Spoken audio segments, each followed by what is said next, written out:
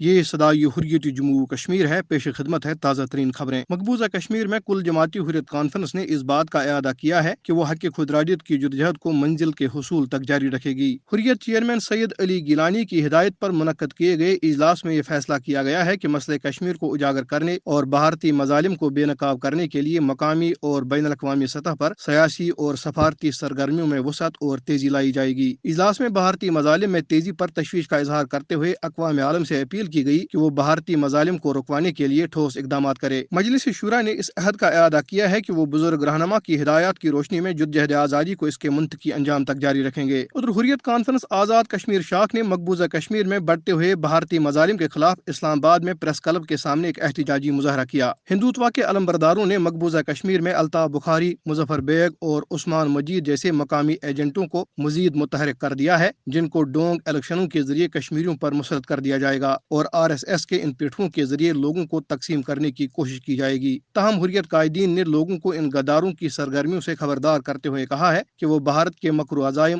اور منصوبوں کو خاک میں ملائیں اور کسی کو بھی شہداء کے مقدس لہو کے ساتھ غداری کرنے کی اجازت نہ دیں۔ کشمیر کونسل یورپی یونین کے چیئرمین علی رضا سید نے کہا ہے کہ عالمی برادری کو مقبوضہ کشمیر کے مظلوم عوام کے ساتھ بھارتی حکام کے متعصبانہ رویے کا سخت نوٹس لینا چاہیے۔ علی رضا سید نے برسلز میں ایک پریس کانفرنس سے خطاب کرتے ہوئے امریکہ میں سیاہ فام باشندے کے قتل کی شدید مذمت کرتے ہوئے کہا ہے کہ دنیا کو اسی طرح مقبوضہ کشمیر کے مظلوم عوام کے ساتھ بھارتی حکام کے ظالمانہ رویے اور بھارت میں اقلیتوں اور پسماندہ طبقوں کے ساتھ حکومتی تعصبات اور زیادتیوں کا بھی نوٹس لینا چاہیے۔ مقبوضہ کشمیر میں فسطائی بھارتی حکومت کی طرف سے گزشتہ سال 5 اگست کے بعد سے جاری فوجی محاصرے اور سخت لاک ڈاؤن کو 10 ماہ مکمل ہو گئے ہیں۔ کشمیر میڈیا سروس کے ریسرچ سیکشن کی طرف سے جاری کی گئی ایک رپورٹ میں کہا گیا ہے کہ بھارتی فوجیوں نے اس دوران 142 کشمیریوں کو شہید کیا، جن میں 4 خواتین بھی شامل ہیں۔ اس عرصے کے دوران بھارتی فوجیوں اور پولیس اہلکاروں کی طرف سے پرامن مظاہرین پر پیلٹ گنز اور آنسو گیس سمیت طاقت کے وحشیانہ استعمال سے 1300 کشمیری شدید زخمی ہو گئے۔ بھارتی فوجیوں کی طرف سے تلاشی اور محاصرے کی کارروائیوں کے دوران پورے مقبوضہ علاقے میں 910 سے زائد مکانوں کو تباہ اور 74 خواتین کی بے حرمتی کی گئی، جبکہ ہزاروں حریت رہنما، کارکن، سیاستدان، صحافی، وکلاء اور انسانی حقوق کے علمبردار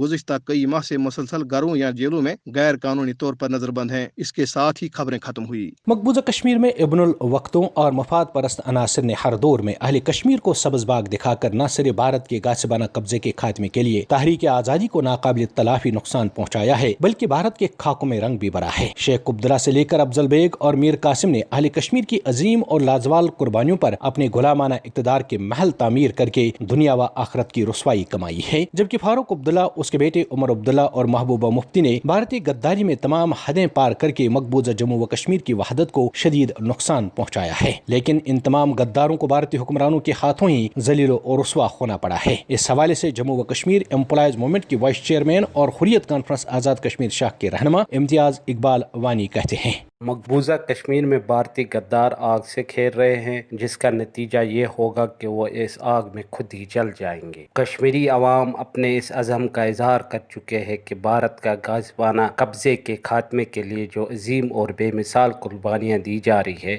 کسی کو ان قربانیوں کے ساتھ غداری کرنے کی اجازت نہیں دی جائے گی۔ حریت رہنما واضح کر چکے ہیں کہ مقبوضہ کشمیر میں غداروں کے لیے کوئی جگہ نہیں ہے، کیونکہ مقبوضہ کشمیر یہ عوام حق خودارادیت کے حصول تک اپنی جدوجہد جاری رکھیں گے۔ ان بھارتی غداروں کو بھی یہ یاد رکھنا چاہیے کہ وہ 80 لاکھ کشمیریوں کے خون سے سینچی تحریک آزادی کو اس کے منطقی انجام تک پہنچنے سے روک نہیں سکتی۔ الطاف بخاری اور دوسرے غدار جو گزشتہ 72 برسوں سے شہداء کے قربانیوں سے غداری اور تحریکی آزادی کے ساتھ کھلواڑ کرتے ہیں، انہیں نہ تاریخ اور نہ ہی اہل کشمیر معاف کریں گے، کیونکہ یہ غدار ٹولہ ہر دور میں میر جعفر، میر صادق کا کردار ادا کر کے مقبوضہ کشمیر میں بھارت کے خاکوں میں رنگ بھر کر بھارتی قبضے کو دام بخشتے ہیں۔ ان غداروں کے بارے میں کل جماعتی حریت کانفرنس کے چیئرمین سید علی گیلانی کہتے ہیں کہ یہ لوگ بھارتی ظلم و جبر کو جائز ٹھہرا کر بھارتی ثقافت کے کلاڑے میں دستے کا کردار ادا کرتے ہیں۔